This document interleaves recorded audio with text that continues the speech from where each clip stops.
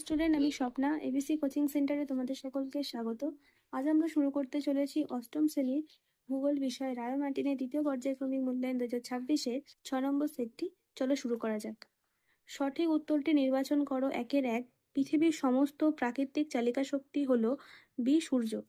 2, দক্ষিণ পশ্চিম পশ্চিমা বায়ু ও উত্তর পূর্ব অয়নবায়ু প্রবাহিত হয় সি কর্কটীয় উচ্চচাপ বলয় থেকে। 3, দক্ষিণ আমেরিকা মহাদেশের যে দিকে পার্বত্য বাঁধার জন্য প্রশান্ত মহাসাগরে কোনো নদী পতিত হতে পারেনি সেই দিকটি হলো ডি পশ্চিম দিক। 4, দক্ষিণ আমেরিকা মহাদেশের বৃহত্তম নদী অববাহিকাযুক্ত যে নদীটি নিরক্ষরেখা বরাবর সম্প্রসারিত তা হলো সি অ্যামাজন।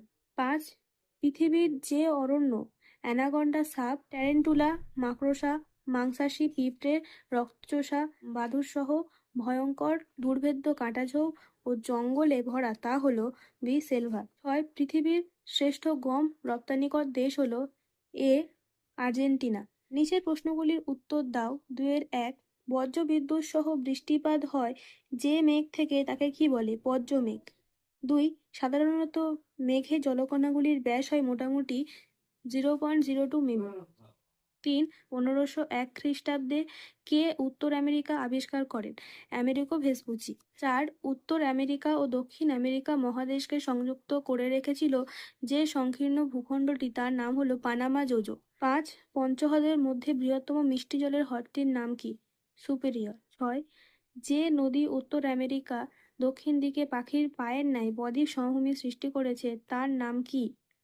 Mississippi, Missouri. 7, প্রাচীন শিলাখণ্ড দ্বারা গঠিত উচ্চভূমি যা হাডসন উপসাগরকে কেন্দ্র করে যে অঞ্চলটি অবস্থিত তার নাম কি? কানাডীয় সিল্ট। 8, পঞ্চহ্রদ অঞ্চলে যে নদীটি অ্যাপেলেশিয়ান পার্বত্য অঞ্চলে লরেন্সের মালভূমি অঞ্চলকে আলাদা করে দিয়েছে সেই নদীটির নাম কি?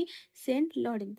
9, পানামা খালটি কত সালে কাটা হয়? 1914 সালে। 10, কোন নদীর ওপর বিশ্বের বৃহত্তম নদী উপত্যকা কল্পনা করা হয়েছে? টেনেসি। 11, পৃথিবীর সবচেয়ে সুন্দর দেখতে জলপ্রপাতটির নাম কি? নায়াগ্রা। 12, উত্তর আমেরিকা মহাদেশটির পশ্চিমের পার্বত্য অঞ্চলকে এক কথায় কি বলা হয়? কর্ডিলেরা। 13, পৃথিবীর দীর্ঘতম পর্বতমালাটির নাম হলো আন্দিজ। 14, পম্পাস শব্দের অর্থ কি? বিস্তীর্ণ সমতল ক্ষেত্র। নিচের প্রশ্নগুলির উত্তর দাও। 3-এর 1, অনেক উঁচু মেঘে জল কি অবস্থায় থাকে? পেজ নম্বর 46 থেকে এতটা। 2, অধঃক্ষেপণ কাকে বলে? পেজ নম্বর 46 এখান থেকে এতটা। 3, উত্তর আমেরিকার প্রেরি সমভূমি দুগ্ধ শিল্পে উন্নত কেন? পেজ নম্বর 87 এখান থেকে এতটা। 4, পঞ্চহ্রদ কাকে বলে? পেজ নম্বর 83 এখান থেকে এতটা। নিচের প্রশ্নগুলির উত্তর দাও। 4-এর 1, মেঘ কিভাবে সৃষ্টি হয়? পেজ নম্বর 43 এখান থেকে এতটা। 2, বৃষ্টিপাত কিভাবে ঘটে ও কয় প্রকার? পেজ নম্বর 46 3 প্রকার। পরিচলন বৃষ্টিপাত এখান থেকে এতটা। শৈলক্ষে বৃষ্টিপাত হচ্ছে কি? এখান থেকে এতটা। আর ঘূর্ণ বৃষ্টিপাত হচ্ছে কি? এখান থেকে এতটা। 3, পম্পাস অঞ্চলকে দক্ষিণ আমেরিকার শস্য ভাণ্ডার বলা হয় কেন? পেজ নম্বর 106 থেকে এতটা। 4, পৃথিবীর বৃহত্তম নদী অববাহিকার 3টি ভৌগোলিক বৈশিষ্ট্য লেখো। পেজ নম্বর 100 থেকে এতটা। 5, দক্ষিণ আমেরিকার দক্ষিণতম অংশে যে জলবায়ু পাওয়া যায় তার সংক্ষিপ্ত বিবরণ দাও। পেজ নম্বর 103 এখান থেকে এতটা।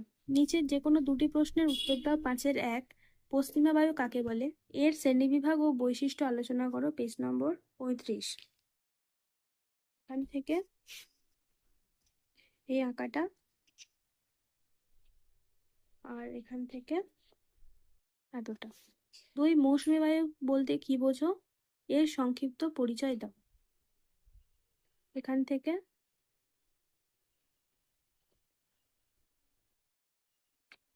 এতটা।